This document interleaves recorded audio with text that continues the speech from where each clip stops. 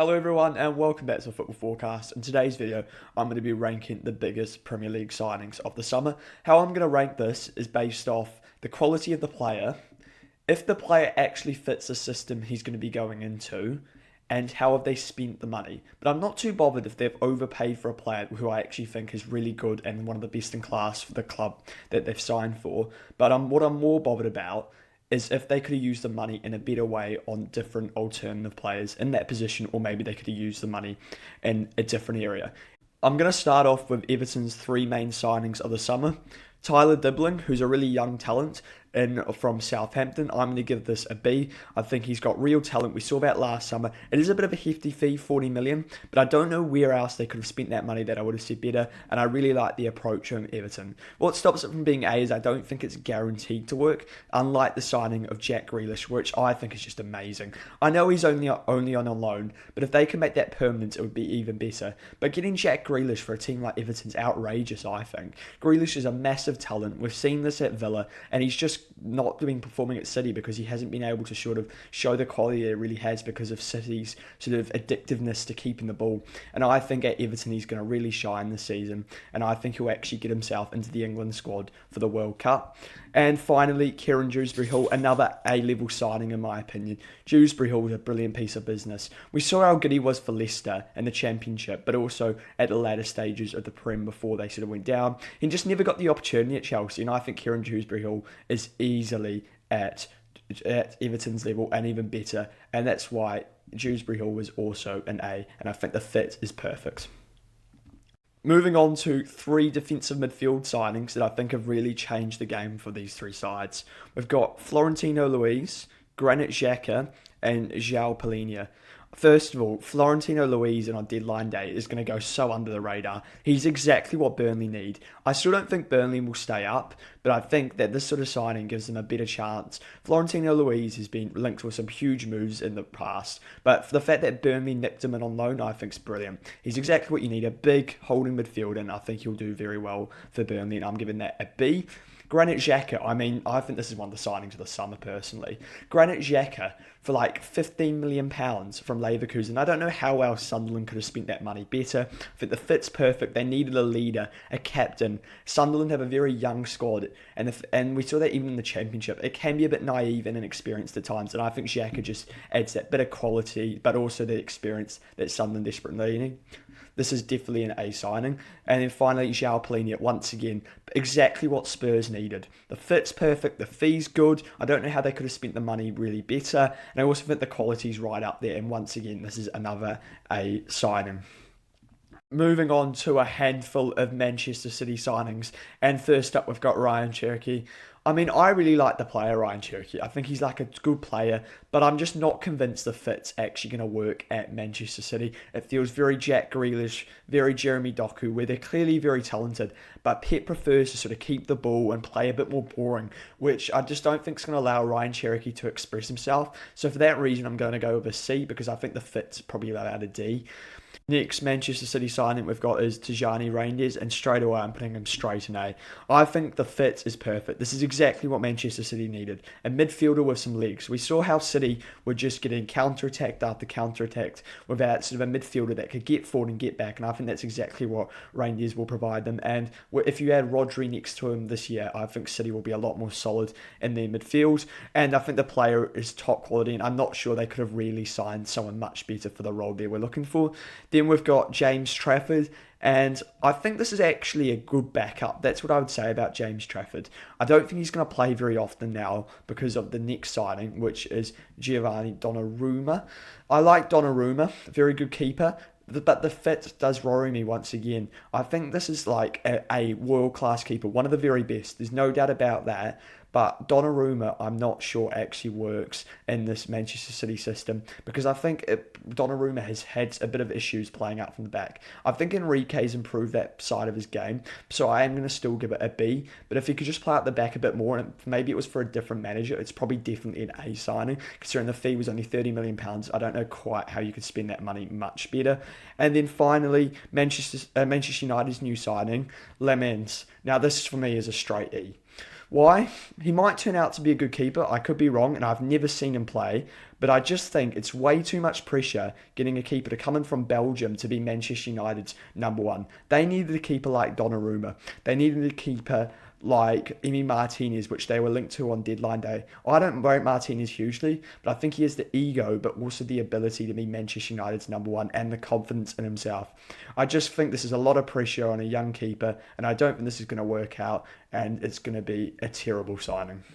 Moving on to a handful of Chelsea attackers that they've brought through the summer. And first of all, I've got Alejandro Garnacho, and straight away he's going into E because, first of all, I think they could have signed someone better. I think he's shit. I also think his attitude stinks, and I think it's just going to bring down any good atmosphere that Chelsea had. And I think United have done so well to get £40 million, as well as Byro Gittins. And I don't think this guy's attitude stinks. But what I'm thinking is you've signed two wingers, and only one of them's really ever going to play, because you can also play Neto on that side, João Pedro. There's so many options out on that left. Why didn't Chelsea go in for a player like Rodrigo? There were so many better players on the market. We also saw that Bradley Barcola maybe on the market out of interest because Liverpool was still looking at him as well. I just think, why couldn't Chelsea just go on and buy one exceptional left winger? And that's why both of these are an E, because there were way better options. Then we've got Esteval, and I'm going to give this a B. Very good player, very talented, very raw, but he looks incredibly good. And for what they paid in Brazil, I think this will be a very good signing. Once again, it's very similar to Dibbling in my opinion. I can't give it an A because I don't have any guarantees it's 100% going to work, but it looks so far like a very good signing. And in A, I've gone with João Pedro. I think pre-Club World Cup and maybe the start of the Premier League season, I would have given this like a C or a D because I think there were better out there. Maybe Ekatike, maybe someone like that. But what I've seen from João Pedro has incredibly impressed me, and I think this will turn out to be a great signing for Chelsea. He's also a very good player, good fit it looks like for the system, and I think João Pedro will turn out to be a great signing for Chelsea. Moving on to Harvey Elliott. As a Liverpool fan, I'm a bit sad to see this guy go. He gave it absolutely everything for the club, and he absolutely loved it at Liverpool, you could tell. But for the sake of his career, he has to play football, and I completely understand. I think this is a great signing for Villa, really. I think everyone underrates Harvey Elliott's technical ability. He's a great creator, and I think Emery will turn him into a top player. The one saving grace for Liverpool is even though we sold him for 35 million, there is like a £60 million buyback fee, which I think is pretty reasonable for a talent like him. For this signing, though, for Villa, I'm going to give it a B. I think it's a good player. I do sort of worry, is he guaranteed to get in that starting 11? He might pull off the right, I guess, but sort of Morgan Rogers occupies the 10, which is where I actually think Elliott's probably at his best. Then we've got another signing in the 10, and who can play off the right, James McAtee, very similar player. And once again, I'm giving this a B. He could turn out to be a really talented player, this. And I think this is a great signing, really, James McAtee. Then we've got Amari Hutchinson, very similar player to McAtee, but this is going in E because I just think they've paid an outrageous fee for what they're actually getting. Look, I did say at the start, I'm not going to take the fee into account unless I think it's a player worth buying, but I actually don't think Hutchinson's worth buying. If you consider they bought James McAtee in this position, and they've got another player, Dan Ndoye, who I'm about to come to, that can also play in that on the right for Nottingham Forest, and they've got Gibbs White in the 10. There's just so many players occupying that position, and to prove it even more, he's not been included in the European squad, even though he's their record ever transfer.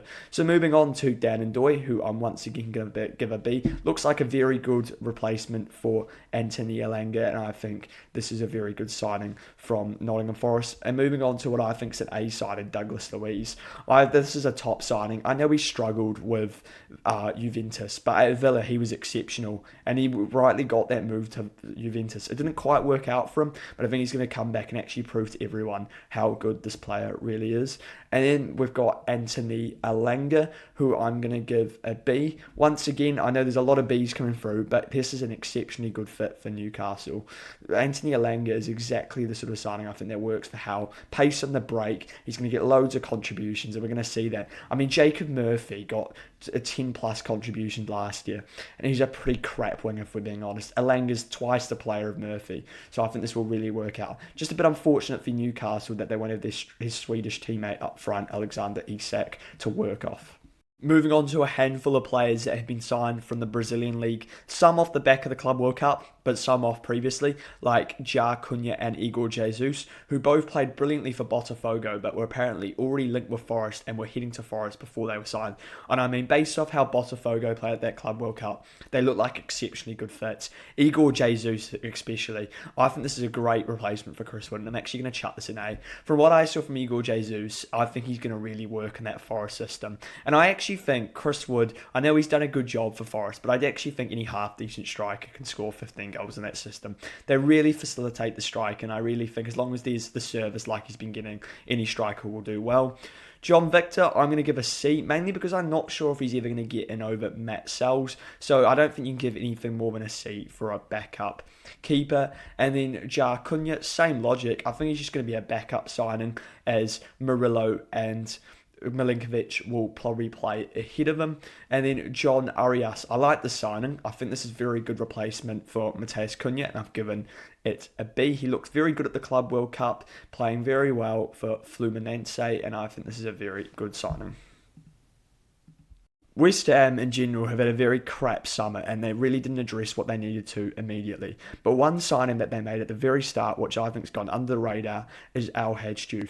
For a very small fee from Slavia Prague, Al Hadj has started very well, and it also looks like he's going to fit the system perfectly. This isn't just based off 3 games as well. What I've seen of him going forward, he looks brilliant, and I really think this signing will really fit West Ham's wing-back system. Now, we'll see how long it lasts as wing-backs, but for now, if Graham Potter is still in a job, it will work brilliantly, and I think he'll probably end up going on to a bigger and better club. Moving on to Mateus Fernandes. I mean, I quite like this Mateus Fernandes signing. I think the one thing you've got to give it credit for is they addressed the one clear issue with West Ham was the midfield. Do I think he's got the quality to really shore up West Ham's midfield? I'm not sure. I thought he was a decent player at Southampton, but not like a top player, and that's why I'm only going to give it a C, because I'm not sure if he quite has the quality. He'll definitely play though for West Ham, because he's one of their only mobile midfielders that they've got. Then looking at sort of the other signings man this summer on the other side, someone that left West Ham, Mohamed Kudus. Mohamed Kudus at the start I doubted a bit, but what I've seen from him so far and how it's going to work, he looks like a brilliant signing off the right. My main criticism for Mohamed Kudus was the fact that he really didn't play well for West Ham last year, but it's clear to see that that's just because he wasn't happy there. I think that could be a concern to the future if Kudus decides that he wants to move on, because he may well have the talent to, but if he has the talent to move on and if he wants to move on, to me that shows that they've made a great signing, and for that reason I'm going to give it a B. Moving on to Newcastle's 2 striker signings, Voltemade and Wissa. One of these are going to fail. I just can't quite work out which one. For Voltemade, I'm going to give it a B. I think this is the one that does well. I think Voltemade is the exact profile that Eddie Howe wants and Newcastle wants. A big target man who can head the ball in the back of the net. And I think this looks like a great signing for Newcastle, just off basically what I've seen. He looks like he links up play well, and I think eventually this will be a good signing. But I've actually gone with a D for Johan Wissa. This is the first D signing I've actually given.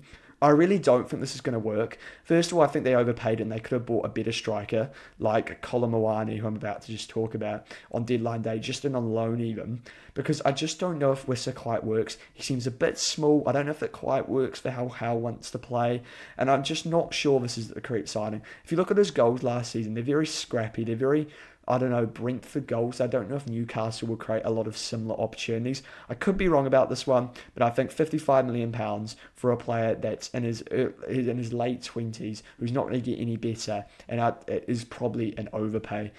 And on to the player that I've just mentioned, Colin Moani. I think this is a brilliant signing for Spurs. I think this has gone under the radar as well. Just on deadline day, and people were going, oh, well, Colin Moani, why didn't he move early in the summer? If people really wanted them, then play it for teams that have got into him. But we know that the fact that he only wanted Juventus because he played so well at Juventus at the end of the season. So clubs didn't really go into him. He basically just made it clear, I only want Juventus. But I think this is really good for Spurs. This is a very good backup or its first choice option. He definitely could start ahead of Richarlison. He's got that quality, and he really could have been a useful signing for other Premier League clubs. I look at someone like Arsenal, who could have used a striker and on loan on deadline day. They needed, in my opinion, they needed one more, because now we know that Havertz was injured. What happens if Gyokeres goes down? Then you're looking back to Mikhail Marino, so you're back to square one like last season. And also, as I said, Newcastle, I think he's a better option than Vista, that's for sure. So I really think that this is a better signing than what people are giving it credit for. And finally, Xavi Simons, and I can't quite believe Spurs have managed to get Xavi Simons in. I really think he's top quality, and I really thought he was going to go somewhere better. We know he was linked with Arsenal all summer, and they ended up picking for Eze. Chelsea won them. He's ended up Spurs. Like, this is a great signing. That he's got the technical ability. Obviously, the physical side of the game is a bit of a worry, but I think he's that technically good, technically sound. He'll be all right, and I think this is really good. A great option off the left, a great option in attacking midfield while Madison and Kulusevski's out. This is a very good signing for Spurs, and I think you've got to give Spurs credit this summer. I was a couple of weeks ago, I was saying, well, Spurs need some signings. They need one or two attackers. What have they brought in? They brought Xavi Simons and they've brought Colin Muani in. Very good work from Spurs. Moving on to Manchester United's three main signings of the summer, and I'm a bit in between about these. First of all, I think Bryan Mbeumo and Matheus Cunha are right up there in terms of B quality. But where I have concerns is where they've addressed. Because as I said at the start, I'm not just judging off the player quality and the fit, I'm also judging it off the money. Because I think the fit and player quality is right up there for these two. But could have they used the money somewhere else? Did they only need one of these? And that's what I think. And I think the one that they didn't need as much was probably Cunha. Even though I think Cunha's the better player. Because they could have either used the Bruno. If they sold Bruno and then they brought in another midfielder, I'd say both of these are great signings. For Mbeumo, I'm going to give a B, because I don't think Mbeumo's the one that you'd probably sacrifice. In fact, actually, I'm going to give it an A. I actually think the Bryan Mbeumo signing's brilliant, and I don't think that's the one you would have signed instead of that midfielder. But Cunha, I'm going to drop to a C, even though I actually think Cunha's probably a better player than Bryan Mbeumo. It's just because they've got a very similar player like in Bruno Fernandes. They're not in Europe. They don't need to spend that sort of money on another 10. And they also could have used that money on a midfielder. If they sold Bruno Fernandes and they brought that midfielder, Cunha's also probably an A. And on to Benjamin Sesko. This is just sort of what I think with the signing. I think quality, he's probably about a B or a C. Then I think the fit, he's probably about a B. And then I think, could have they bought someone better? I'm not sure if they could have. Maybe they could have bought Voltemade, but I don't know if he's much better. For now, I'm just going to leave this at C, because also Amarin hasn't used Sesko at all so far. If he starts using Sesko and we start seeing how good he really is, then I might change that. But Amarin subbed on Xerxes. He's not starting them in his first couple of games. I think we need to see Sesko start games before we really start judging him. But I think that's a concern, and it could definitely end up at D if he doesn't start the next couple of games.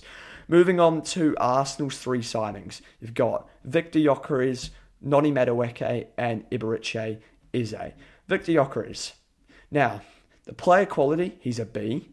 I think, could have they bought someone better? Yes. So I think that drops it to probably a C. I think they could have bought Isak and Ekitike. But this is where I have the concerns for Victor Gyokeres.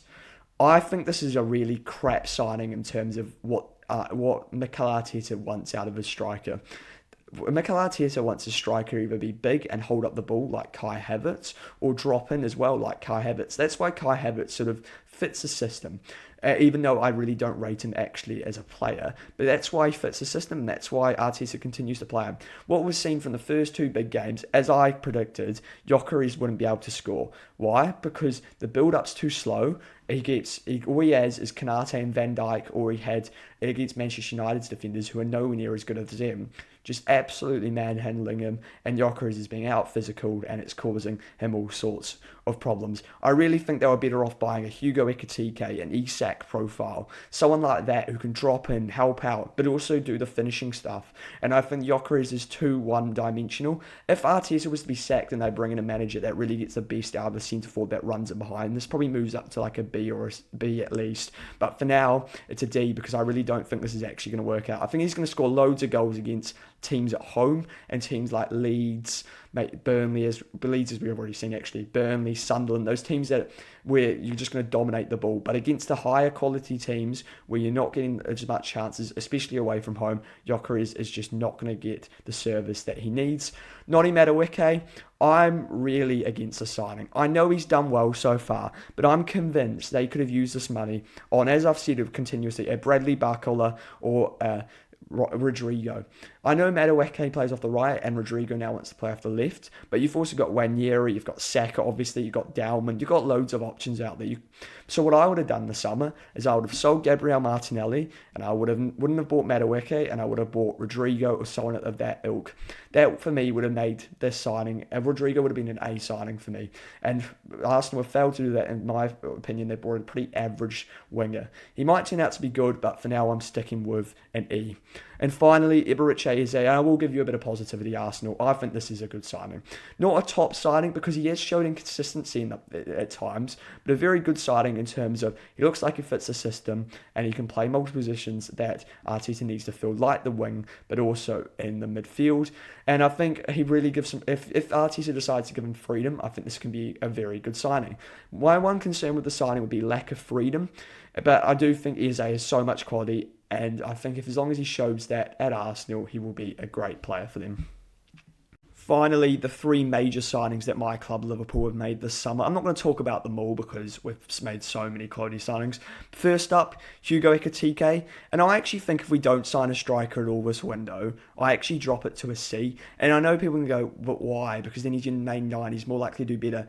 But I would have been against giving Hugo Ekitike that much responsibility because he would be our only striker for the season. And I would actually prefer him sort of playing maybe second fiddle, maybe be the third or fourth best attacker that we can use, and I think that's actually better suited for Hugo Ekitike. So I'm actually going to move him up to a B now. The fact he's backup, I think that's a lot better. I know it's a lot of money on a backup, but as far as I'm aware, if Isak goes down, who's obviously an A, then who do we turn to as our next attacker? And I would have preferred us to go big in the market in case that we lose one of Isak or Ekitike to injury, because then we're very much safe and covered for the remainder of the season. So I'm very happy with the signing of Ekitike, and as you can see, Isak. I mean, I know it's an expensive deal again, but as I said, I'm not too bothered about the fee as long as you sign someone that's best in class. This is an example of a best in class signing. Isak is best in class. He's one of the best number 9s in the world. He's world class. He's everything you want from your number 9. He does the system well, as Ekitike does as well. He fits in. And I think Liverpool will have nailed this signing. As long as he doesn't get a long-term injury, this is almost a guaranteed A. And finally, Florian Wirtz. Someone who's struggled a little bit so far, but I still think will be all right. I think Wirtz is going to eventually really show the quality that he clearly has. Very brilliant player, Wirtz, and I really think this is a good signing. I'm going to go with a B, though, because I'm a little bit worried so far what I've seen. He looks a bit like he's struggling physically. I do think eventually this could definitely be an A, and I'm not too worried. It will be definitely a B or better, and I don't think we could have really signed a better player in the 10 position this summer. Here is my final tier list. Please let me know who I've ranked too high, who I've ranked too low, but also who should have I included and who do you think was not really worth talking about. I tried to show some love to the smaller teams in the league, like your Burnleys who are likely to go down, but I just felt it was worth talking about because at the end of the day, the league doesn't resolve around the top 6, even though that's what people seem to think. It's all about the big 6, the top 6. No, I really enjoy talking about relegation teams and I think it's worth talking about. So I should try to give some love to them. And also just let me know what your thoughts on the format of the video. Do you like the tier list, or is there a better way I could potentially do that? I'm willing to hear any feedback. And if you did enjoy the video, it would be great if you could like and subscribe and help me grow the channel so I can produce more videos in the future and improve them.